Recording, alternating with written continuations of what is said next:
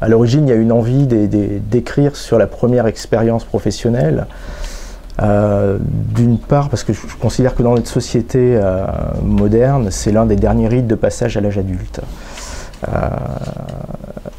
Et puis, il y avait aussi un constat que vous avez certainement tous pu faire de votre côté, c'est qu'il existe un écart considérable très souvent entre les aspirations du jeune professionnel qui se lance dans la carrière et la réalité à laquelle il est confronté. Et cet écart, évidemment, c'est un terrain que j'ai considéré très favorable au développement d'une comédie.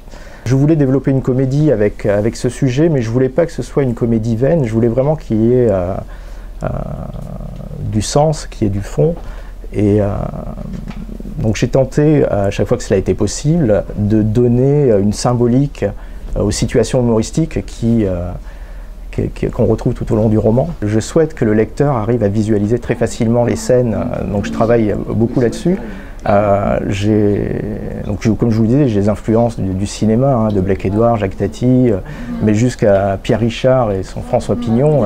Voilà, c'est ce qui m'a servi à construire ce personnage. Souvent, on entend les critiques de cinéma dire que certains films n'ont d'autre ambition que de faire rire le public. Je trouve ça déjà énorme. Je trouve que déjà c'est beaucoup de réussir à faire rire. Alors si en plus on peut transmettre un message, ou au moins soulever des questions, parce que c'est là l'esprit du Front Russe, c'est d'arriver à soulever des questions sur ces thèmes de l'éducation et de l'enfance. Et de la même façon, moi je viens de la radio à l'origine, j'ai écrit pour la radio mes premiers textes.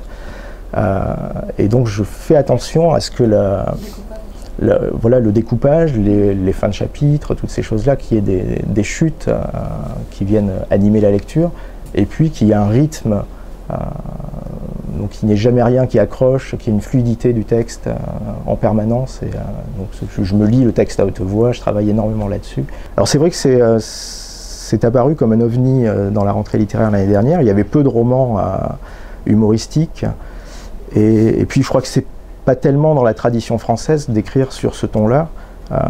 C'est, comme je vous le disais tout à l'heure, c'est une influence qui me vient de la littérature anglo-saxonne, hein, mais qui là pour le coup est présent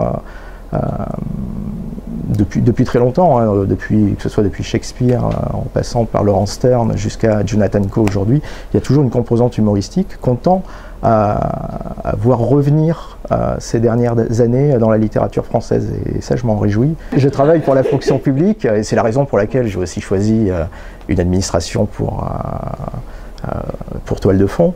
Cependant je ne voulais pas que ça passe pour un récit et pour une expérience que j'aurais pu vivre. Je pense que des placards il y en a partout dans l'administration comme dans les grandes sociétés privées, et alors là, pour forcer le trait, évidemment, dès le premier jour de sa prise de fonction, le personnage est envoyé dans ce placard, qui est le Front Russe. Mais des diplomates, effectivement, ont cru que j'étais moi-même diplomate et que je me cachais derrière un pseudonyme. J'aurais peut-être pas choisi le prénom Jean-Claude si c'était un pseudonyme, ni la lumière, hein, ça est un peu prétentieux.